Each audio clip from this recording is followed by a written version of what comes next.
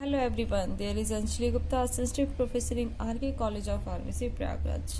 So today I am going to discuss about drug tolerance and its types. Drug tolerance क्या है और इसके क्या टाइप्स हैं, ठीक है। As the definition drug tolerance अगर मैं नॉर्मल लैंग्वेज में समझाने की कोशिश करूँ तो अगर कोई ड्रग आप लंबे समय से ले रहे हो और सपोज करो कि आप 500 mg की ड्रग ले रहे हो, बट कुछ समय बाद वो ड्रग 500 mg की सेम ड्रग, जो ए टाइप की ड्रग या बी टाइप की जो भी आप ड्रग ले रहे थे, उसकी सेम mg, जो उसकी सेम पोटेंशी थी 500 mg की, कुछ समय बाद वही ड्रग 500 mg की आपको वो रिस्पॉन्स नहीं दे रही है जिस रिस्पॉन्स के लिए आप उस ड्रग को खा रहे थे, राइट। एग्जाम्पल के तौर पे जैसे कि मैं बात करूं, यहाँ पे आप देख सकते हो कि ए ड्रग 500 mg की ली जा रही थी एक्स रिस्पॉन्स पाने के लिए पहले, बिफोर, ओके। लेकिन आफ्टर सम टाइम वही ए ड्रग ली जा रही है 500 mg के लिए, कोई रिस्पॉन्स नहीं है, लेकिन अगर उसकी डोज को हमने बढ़ा दिया, डोज को हमने इंक्रीज कर दिया, 500 की जगह क्या कर दिया 1000 mg कर दिया, 1000 mg कर दिया तो सेम रिस्पॉन्स मिला। तो दैट मीन्स कि यहाँ जो 500 mg पे जो हमें रिस्पॉन्स आ रहा था, बाद में 500 mg पे नहीं आ रहा है, 1000 mg पे आ रहा है। तो यहाँ पे जो mg बढ़ रही है, जो पोटेंशी बढ़ रही है, कितनी पोटेंशी की और जरूरत पड़ रही है, उसी को हम बोल रहे हैं क्या, ड्रग टॉलरेंस। कि पहले कितनी जो है पोटेंशी में आपका रिस्पॉन्स आ रहा था और बाद में वो आपकी बॉडी में क्या कर रही है, एक तरीके से कह सकते हो कि इतनी ही डोज बॉडी में क्या हो रही है, रेजिस्ट हो जा रही है। इतनी ही डोज आपके बॉडी में क्या हो जा रही है, रेजिस्ट हो जा रही है। अब इतनी डोज पे आपकी बॉडी वो रिस्पॉन्स नहीं दे रही है जो रिस्पॉन्स वो दे रही थी। अब आपने उसका डोज बढ़ा दिया तो फर्दर वो वही रिस्पॉन्स दे रही है। तो ये कहलाता है आपका drug tolerance. As the definition आप देख सकते हो, requirement of higher dose of drug to produce a given response.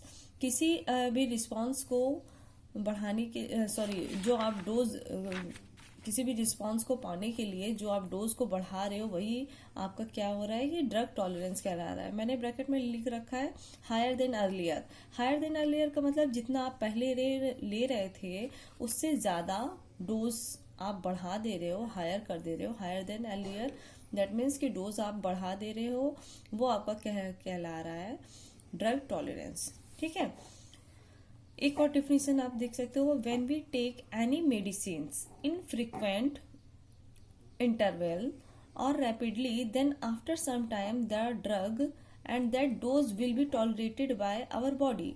कोई भी ड्रग, कोई भी मेडिकेशन जो हम कई इंटरवल्स पे या रैपिडली ले रहे हैं, हम देखते हैं कुछ समय बाद, after some time, that drug और डोज, वही ड्रग और वही डोज आपकी बॉडी में क्या हो जाती है, टॉलरेटेड हो जाती है, हमारी बॉडी के थ्रू टॉलरेटेड हो जाती है।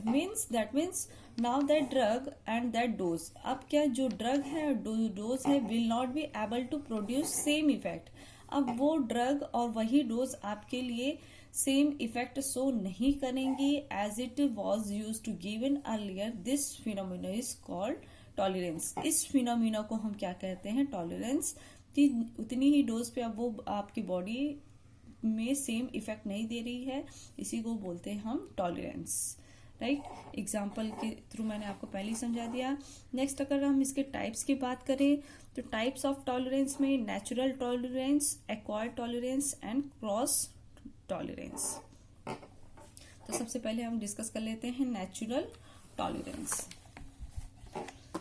बेसिकली नेचुरल टॉलरेंस क्या होता है कि ये डिपेंड होता है बॉडी पे, बॉडी स्ट्रक्चर पे, जीनोम पे, स्पीसीज पे, किसी किसी इंडिविजुअल के ऊपर डिपेंड करता है। जैसे कि मैंने यहाँ पे मेंशन कर रखा है, द स्पीसीज या individual is less sensitive to given drug.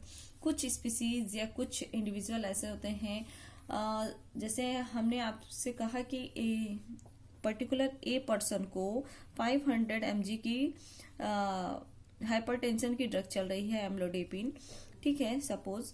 अब बी पर्सन को उतनी ही अमाउंट की 500 mg की डोज उसको सूट नहीं कर रही है। हो सकता हो सूट का मतलब है कि जो रिस्पॉन्स ये ए वाली ए पर्सन दे रहा था वो रिस्पॉन्स बी के बॉडी में नहीं हो रहा है, बी पर्सन के बॉडी में वो रिस्पॉन्स नहीं आ रहा है। इसका मतलब है कि ये इंडिविजुअल जो है बी, उसका कुछ ना कुछ यहाँ पे चेंज है, मतलब उसका जो बॉडी ऑर्गेनाइजेशन है या उसके जीनोम है, जीन्स हैं, कुछ चेंज है, दैट्स वाई कि वो उतना रिस्पॉन्स नहीं दे रहा है। इसको हम बोलते हैं नेचुरल टॉलरेंस, जो कि नेचुरली टॉलरेंसेस होता है by the body. The species या individual is less sensitive to given drug, किसी भी ड्रग के लिए लेस सेंसिटिव होते हैं। जैसे कि एग्जाम्पल के तौर पे मैंने यहाँ 2 एग्जाम्पल दे रखे हैं, जैसे कि rabbit are tolerated to atropine. Atropine के लिए क्या होता है, रैबिट क्या होता है, टॉलरेटेड होता है, ऑलरेडी इसमें टॉलरेंस पहले से होता है with respect of atropine drug. Next example की बात करें तो some peoples are hypo responsive for beta blocker drug. Beta blocker drug आपकी हाइपरटेंशन की ड्रग है, हाइपरटेंशन की ड्रग बीटा ब्लॉकर है, बट क्या कर रहा है कि कुछ पीपल, हमने कहा सम पीपल, सभी के लिए नहीं बात की है, कुछ लोगों के लिए बात की है। कुछ लोगों के लिए जो बीटा ब्लॉकर की ड्रग होती है वो क्या होता है, हाइपो मतलब कम रिस्पॉन्सिबल होते हैं, हाइपो रिस्पॉन्सिबल होती है। कुछ लोगों के लिए एज यूजुअल जो बीटा ब्लॉकर की ड्रग है वो उतना ही रिस्पॉन्स दे रही है, लेकिन कुछ लोगों के लिए ये हाइपो रिस्पॉन्सिबल होती है। दैट मीन्स कि इनका जो जीनोम है, इनका जो डीएनए स्ट्रक्चर है वो अदर से थोड़ा सा डिफरेंस होगा, दैट्स वाई कि बीटा ब्लॉकर की ड्रग इनके लिए कम रिस्पॉन्स मिल रहा है। ठीक है, नेक्स्ट बात करते हैं हम एक्वायर्ड टॉलरेंस की। एक्वायर्ड टॉलरेंस में क्या है, development of repeated use of drug in a individual who was initially responsible for the same drug. ये खुद एक्वायर्ड का मतलब क्या है कि आप जो बाहर से ले रहे हैं, एक्वायर्ड मीन्स आप बाहर से उस चीज को अपनी बॉडी में डेवलप कर रहे हो। डेवलपमेंट ऑफ रिपीटेड यूज, आप उसी ड्रग को बार बार रिपीट कर रहे हो, उस यूज को आप रिपीटेड यूज कर रहे हो in a individual who was initially responsible for the same drug.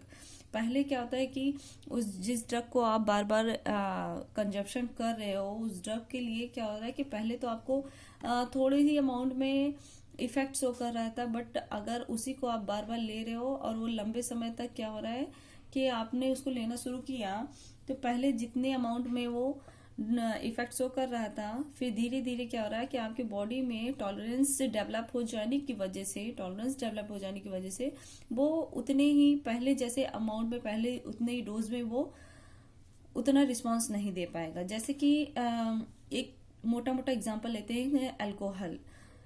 जो अल्कोहल कंजप्शन करने वाले लोग होते हैं, पहले क्या होते हैं, थोड़ा लेस अमाउंट में अल्कोहल कंजम्पशन करते हैं, है ना, लेस अमाउंट में अल्कोहल का कंजम्पशन करते हैं, फिर धीरे धीरे वो डेली रूटीन में लाते हैं, फिर ये बढ़ा देते हैं।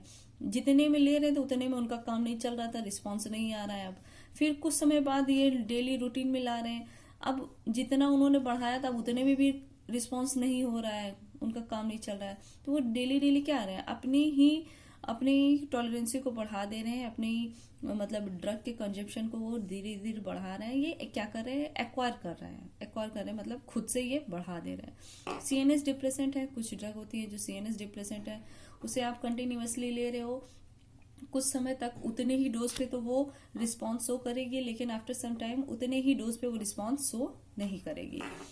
नेक्स्ट है आपका analgesic and euphoric action of morphine. Morphine आपकी क्या है, एनाल्जेसिक है,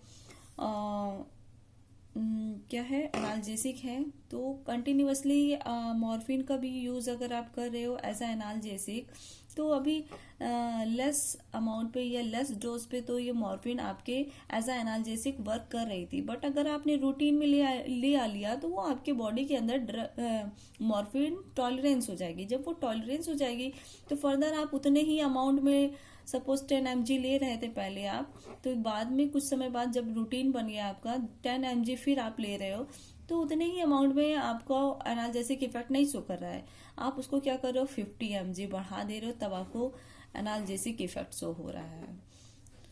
ठीक है, तो ये आपका एक्वायर्ड टॉलरेंस हो गया जो खुद से लेते हैं। नेचुरल टॉलरेंस में क्या है कि आप नेचुरली बॉडी आपकी टॉलरेंस होती है, और एक्वायर्ड टॉलरेंस में जो आप खुद से लेते हैं। नेक्स्ट एंड लास्ट वन है क्रॉस टॉलरेंस। क्रॉस टॉलरेंस में क्या है, development of the tolerance to pharmacological related drug. इसमें क्या होता है बेसिकली कि एक ड्रग दूसरे ड्रग को क्या कर रही है, टॉलरेंस कर दे रही है। एग्जाम्पल के तौर पे अगर किसी का सीजर करना हो, ऑपरेशन करना हो, उस समय उसको हम अगर जनरल एनेस्थेसिया दे रहे हैं, क्या दे रहे हैं, जनरल एनेस्थेसिया दे रहे हैं स्पाइन में, तो या बारबिचुरेट दे रहे हैं या जनरल एनेस्थेसिया जो भी दे रहे हैं, तो वो अगर पेशेंट नॉर्मल है तब तो ठीक है। नॉर्मल पेशेंट के लिए जनरल एनेस्थेसिया सपोज आपने 10 mg ली तो उसके लिए तो वो प्रॉपर फंक्शन करेगा। मगर अगर पेशेंट अल्कोहलिज्म है या अल्कोहल का कंजम्पशन करता है तो उतनी ही जितना अमाउंट आप 10 mg का नॉर्मल को दे रहे थे आप उसको दोगे, बट उसको क्या होगा कि जनरल एनेस्थेसिया एनेस्थेटिक इफेक्ट नहीं आएगा, एनेस्थेटिक रिस्पॉन्स आएगा ही नहीं। तब आप क्या करोगे, इसके डोज को कुछ ना कुछ क्या कर दोगे, आप बढ़ा दोगे। सब दूसरा आपने 10 mg दूसरी इंजेक्शन भी आपने 10 mg की लगा दी। इस तरीके से इसके बॉडी में कितनी हो गई, 20 mg इनकी बॉडी में आ गई जो अल्कोहल का कंजप्शन कर रहे हैं, तब जाके इनको क्या हो रहा है कि एनेस्थेटिक इफेक्ट्स होकर रहा है बॉडी में। तो ये क्या होता है, क्रॉस टॉलरेंस, एक ड्रग की वजह से दूसरी ड्रग का टॉलरेंस हो जाना, एक ड्रग की वजह से दूसरी ड्रग का टॉलरेंस हो जाना। एक ड्रग आपकी क्या जो अल्कोहल का आप कंजप्शन कर रहे थे, अब ये क्या कर रही है, जनरल एनेस्थेसिया बारबिचुरेट को क्या कर रही है, टॉलरेट कर दे रही है, इसको टॉलरेंस डेवलप कर दे रही है इसके अगेंस्ट में। ठीक है, तो आपको इसका डोज बढ़ाना पड़ेगा, तब जाके इन्हें क्या होगा कि एनेस्थेटिक इफेक्ट्स आएगा। तो ये आपका आज के इस वीडियो लेक्चर में ड्रग टॉलरेंस मैंने डिस्कस कर लिया। ये एग्जाम के पॉइंट ऑफ व्यू से इम्पोर्टेंट भी है, अक्सर ये 2 नंबर के मार्क्स में जरूर पूछता है। Thank you everyone.